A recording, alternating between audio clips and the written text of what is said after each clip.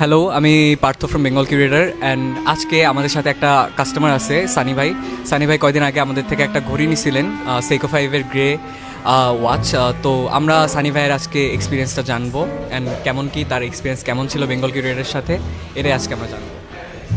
আসলে বেঙ্গল কিউরেটারটা আমি ডিসকভার করি আসলে ইনস্টাগ্রামে অ্যাড দেখে। তো তখন স্পেশালি বলতে গেলে ওনাদের যে টেস্টিমোনিয়াল যে হাইলাইট সেকশনটা ইনস্টাগ্রামের, এটা দেখে আমার মনে হলো যে না, ট্রাস্টেড পেজ, আমি অর্ডার করবো। অ্যান্ড যখন আমি অর্ডার করি তো আমি আসলে ভাইয়ার এরিয়াতেই থাকি, তো উনি নিজেই আমাকে ওয়াচটা ডেলিভার করেন। তো উনি কাস্টমারের সাথে যেরকম ইন্টারাকশন, যেরকম রেসপেক্টফুল এবং যেরকম ভালো করে উনি আর কি বিহেভ করেন, তারপরে মোস্টলি ওয়াচটা দেওয়ার সময় উনি যেভাবে আমাকে ওয়াচের সব কিছু বুঝিয়ে দিলেন, যেহেতু আমি ভাইয়াকে বলছিলাম যে আমার আসলে ফার্স্ট অটোমেটিক ওয়াচ, এর আগে আমি কখনো অটোমেটিক ইউজ করি নাই।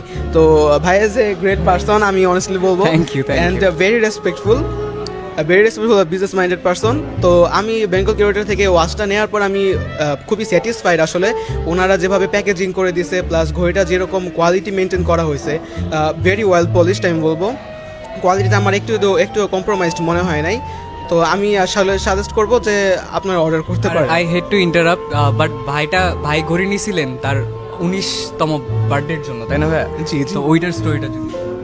হ্যাঁ, আমি আমার বার্থডে সেলিব্রেশন হিসেবে নিলাম। আমি আগে কপি ওয়াচই পড়তাম, আসলে ভালো লাগতো, মানে আমার ঘড়ির প্রতি হবি তো এক্সপেন্সিভ যখন রোলেক্স বা পাতেক ফিলিপের কপিগুলো দেখতাম ভালোই লাগতো। বাট আমার যখন এই পার্টিটা কাছে আসতো, আমি ভাবলাম যে ওয়াচ আমি শুধু পড়ার জন্য নিব না, একটা সেলিব্রেশনের মোমেন্ট হিসেবে নিব। তো আমার যখন বার্থডে হলো, তো আমি আমার আব্বা আম্মুকে বললাম, তো ওনারা বললেন যে হ্যাঁ ঠিক আছে তুমি নাও।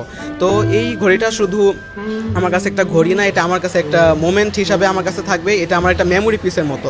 তো যখনই আমি ঘড়িটার দিকে আসলে তাকাবো, তো আমার একটা পজিটিভ ভাইব আসবে যে না, আমি একটা সেলিব্রেশন হিসাবে নিয়েছি। তো সবসময় এই একটা ভালো ইয়েতে থাকা, এই ভালো মুডে থাকা, প্লাস নিজের কাজের প্রতি ডেডিকেশন দিয়ে সব কিছুতে আমি মনে করি যে ওয়াচ আসলে খুবই ভালো একটা ভূমিকা রাখে। Plus the watch speaks for your personality itself.